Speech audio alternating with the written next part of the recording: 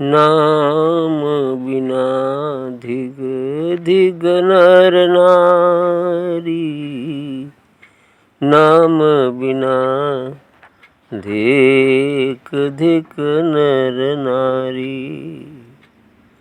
तुम कह आय कियो संसारी,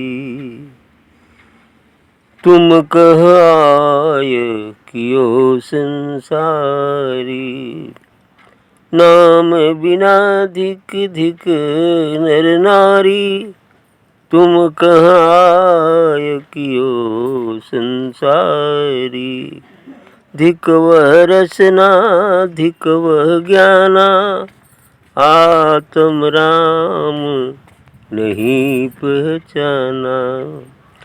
धिक वह रसना धिक वह ज्ञाना, आत्म राम नहीं पहचाना।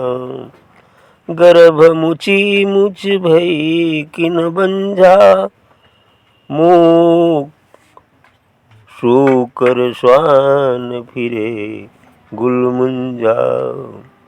गर्भ मुचि मुच भई किन बंझा, शूकर श्वान फिरे गुलमुंजा।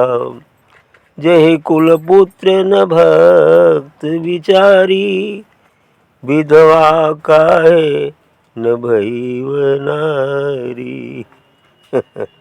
जेहि कुल पुत्र न भक्ति विचारी, विधवा काहे न भई व नारी।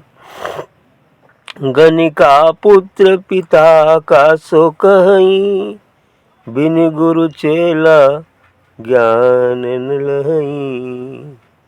गनिका पुत्र पिता का सो कहीं, बिन गुरु चेला ज्ञान न लहीं। विधवा नारी करे सिंगारा, शोभा न पावे बिन भरतारा। विधवा नारी करे सिंगारा, शोभा न पावे बिन भरतारा। राज बिना कैसो रजपूता, ज्ञान बिना कैसो अवधूता। राज बिना कैसो रजपूता, ज्ञान बिना कैसो अवधूता। कहे कबीर हम कहत न डगहीं, कहे कबीर हम कहत न डगहीं। अंधे ना सूझे तो हम का करहीं, अंधे न सूझे तो हम का करहीं। नाम बिना देख धिक नर नारी, तुम कह आय कियो संसारी। अच्छा है। चेतावनी, नाम बिना धिक धिक नर नारी। उस सदगुरु व परमात्मा के नाम के बिना जो है नर नारी सबको धिक्कार है। जो मनुष्य जीवन पाया है, चाहे वो नर हो अथवा नारी हो, यदि उस नाम का भजन नहीं करता, उस सत नाम का भजन नहीं करता है, तो उसका जीवन को धिक्कार है। तुम कहाँ आए कियो संसारी, तो तुम्हारा इस संसार में आकर क्या हुआ और क्या किया तुमने? कुछ भी नहीं किया। यदि संसार का सब चीज़ जुटा लो, सब उपभोग कर लो, पूरी वसुंधरा का राज मिल जाए, लेकिन नाम का बोध नहीं हुआ, सतनाम को नहीं जाने, तो बेकार है, सब कुछ धिक्कार है। आगे करें, धिक वह रसना धिक वह ज्ञाना। उस रसना, उस जिह्वा को भी धिक्कार है और उस ज्ञान को भी धिक्कार है कि आत्म राम नहीं पहचाना, कि उस आत्मा रूपी राम, उस घट घट व्यापी राम को नहीं पहचाना तो बेकार है। उस जिह्वा को भी और उस ज्ञान को भी बेकार है। अर्थात आत्मज्ञान के अभाव में सभी ज्ञान व्यर्थ है।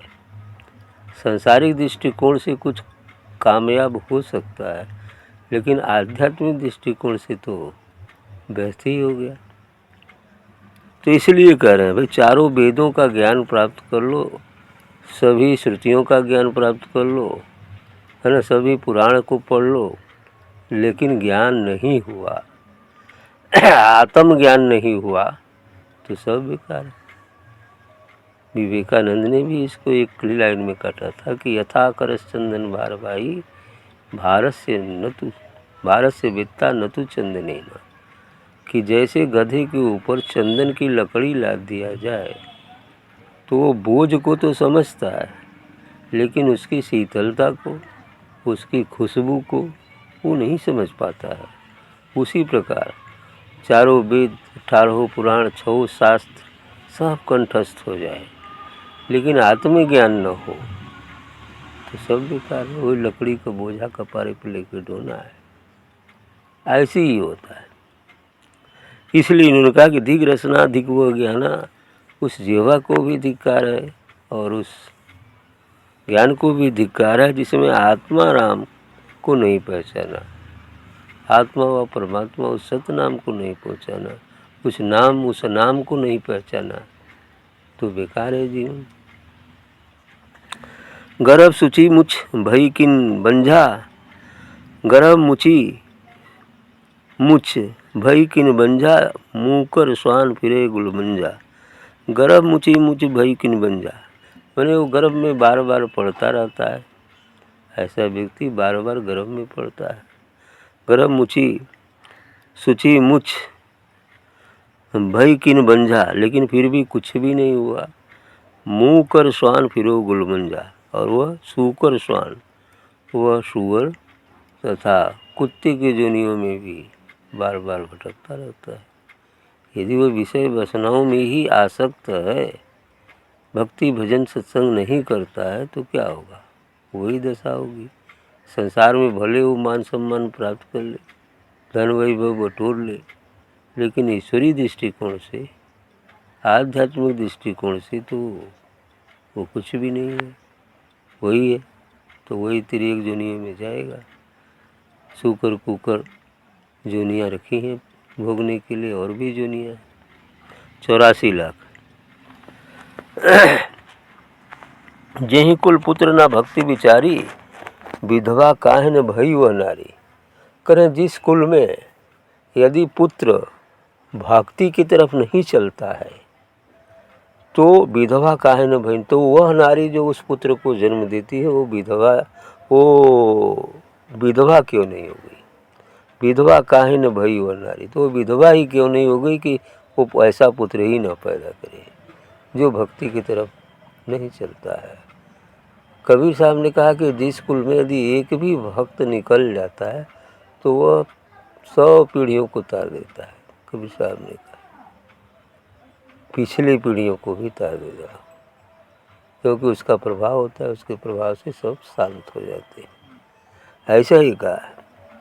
तो बीच में कह रहे जेहि कुल पुत्र ना भक्ति विचारी, जिस कुल में, जिस परिवार में यदि पुत्र भक्ति की तरफ नहीं चलता है, तो विधवा काहे न भई वो नारी, तो वह नारी जो उस पुत्र को जन्म देती है वो पहले ही विधवा क्यों नहीं होगी, ऐसा कह रहे हैं।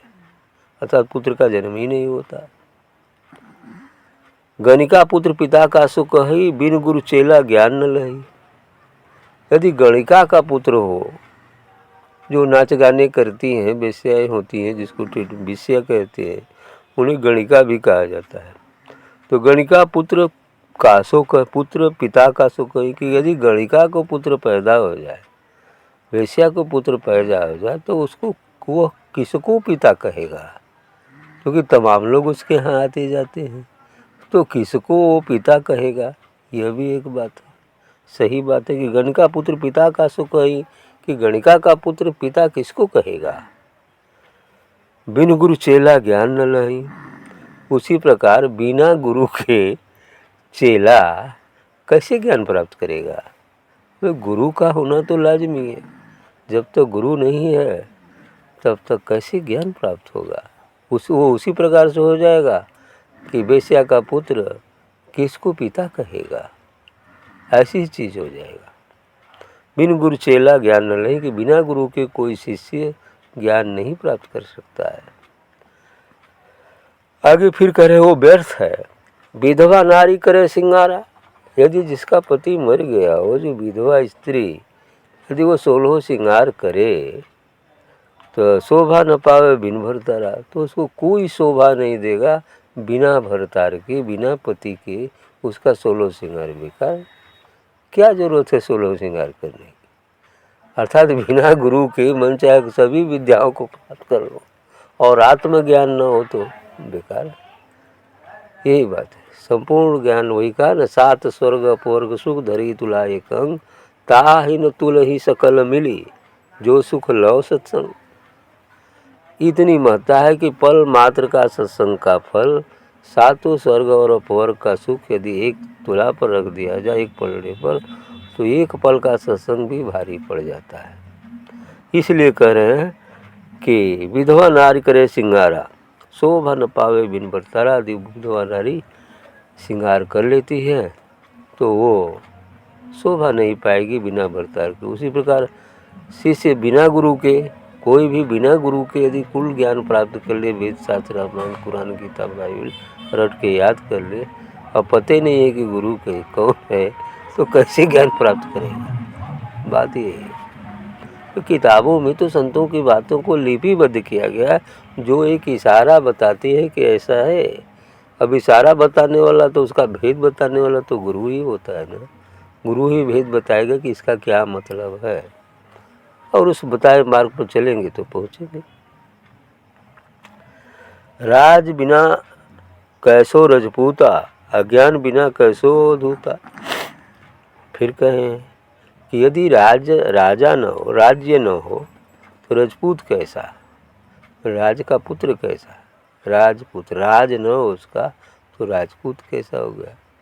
उसी प्रकार ज्ञान बिना कैसो धूता, यदि अवधूत है, यदि सन्यासी है, साधु है, लेकिन ज्ञान नहीं तो बेकार है। जोगिया रंगाने से, दाढ़ी मूछ बढ़ा लेने से, जटा जूट बढ़ा लेने से तो कोई साधु होगा नहीं।